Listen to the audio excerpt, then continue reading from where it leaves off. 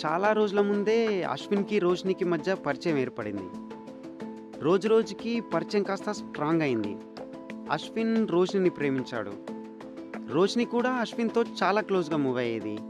అశ్విన్‌కి ఏం డౌట్స్ ఉన్నా రోషిని దగ్గరికి వెళ్ళడం, రోషినికి ఏం డౌట్స్ ఉన్నా అశ్విన్ దగ్గరికి రావడం ఇలా జరిగేది. ఒకరోజు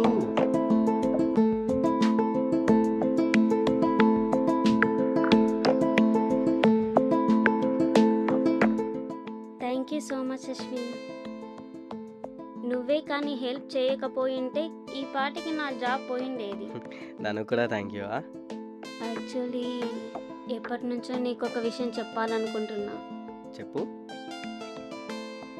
I think I love you. అశ్విన్‌కి కూడా